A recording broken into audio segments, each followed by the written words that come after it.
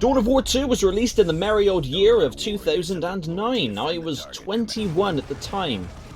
Man, time is flying. And it was actually the first game I bought on a PC that I bought for myself. I saved up after getting obviously a job for a few years, and I saved up and I finally bought my own PC, and Dawn of War 2 was the game that came with it, so I spent a lot of time playing it, and I've always wanted to review it, so that's what I'm doing. If you've ever played a Dawn of War series before, you know obviously it's based in the Warhammer 40,000 universe, and it's got the usual, the usual host of races that you can play as: the Space Marines, the Orcs, the Eldar, and the Tyranids. There are up to 6 races with the DLC, but this is just on the base game itself because it goes on offer quite often, and I'm always wondering if people are thinking, oh, should I bother picking that up now? And absolutely, like, spoiler alert for the ending, but yes, you should. The game is made up of 20 main missions, and there's also some side missions as well. It takes around 15 hours to beat if you just play on through, if you so want to do that.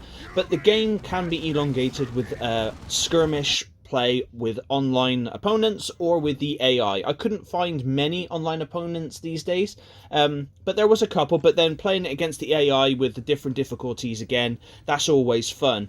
Each of the main characters, the main generals you have in the army, like Thaddeus for example, can be leveled up and upgraded by gaining XP, and then you can put said you unlock skill points. You can put those into whatever skill tree you so desire. You can also find items and gear that you can equip to the heroes, which again is pretty cool, giving off some great skills. And you can heal, or you can call down turrets, or just many other awesome abilities that I don't want to list all off here, because what you're going to discover for yourself if I give you all of the juice now.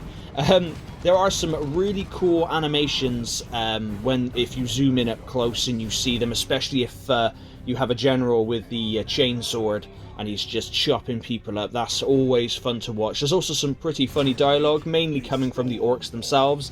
The Eldar just seem like major space racists, and the Tyranids don't really talk that much, and the Space Marines are always, for the Empire, for the Emperor even. So, they're more straight-laced. It's a very fun and fast-paced real-time strategy game, so you're not going to be spending your time building buildings and farming for resources like most other RTS games. Instead, you just control your troops, and then you want to capture specific points of interest, and you can also capture some points that will allow you to replenish your soldiers, which again is really the only kind of building, in air quotes, that you can do, really. Characters also have their own special abilities, like being able to provide excessive suppressive fire, or being able to charge in, or improve morale, arrange your troops, or go invisible and snipe people in the face. There's some really cool stuff, and again, I just think the game is just so much fun to play, and to this day, I think it's the best one in the franchise. I have Dawn of War 1 and I have Dawn of War 3, and I have all the DLC. I managed to pick up the lot for like £4 off of CD Keys UK, so, take that what you will. But Dawn of War 1 I will play through and review myself, because I haven't played that one in years. And Dawn of War 3 I've actually never played, so but I do hear Dawn of War 3 isn't that good, unfortunately. But we shall see when I play it myself.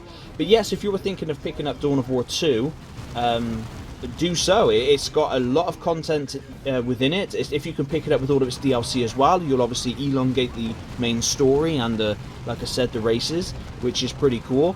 And yeah, just have fun with it. It's a hell of a lot cheaper than collecting Warhammer in real life these days. I've had a look at it. I keep feeling the pull. I keep feeling the pull to get back into miniature collecting, painting, and battling, but it's so damn expensive. When I started collecting it in the early 2000s,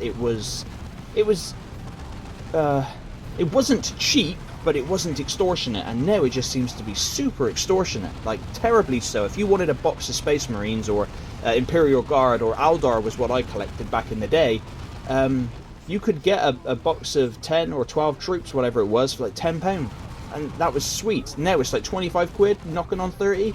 Hell to the no. But You know, but yeah, so that's why I always gravitate towards the Warhammer games, because it gives me a way to play them without taking out some kind of mortgage, you know, to get the Warhammer. But thank you very much for watching this review. I'm giving Dawn of War 2 a solid 9 out of 10. It's a really good game. It does have some like pacing issues, especially at the beginning of the game, and of course graphically it is dated and all that, so that's a 9 out of 10 for today's standards. Back in the day it was a solid 10 out of 10. I think it was a highly rated game across the board, but you know, times move on, I think graphics change, gameplay elements change, so you know, I've got to keep up to date with that. So yeah, so I'm going to give it a 9 out of 10, very, very highly recommended, and thank you very much for watching this review, and I shall catch you on the next one.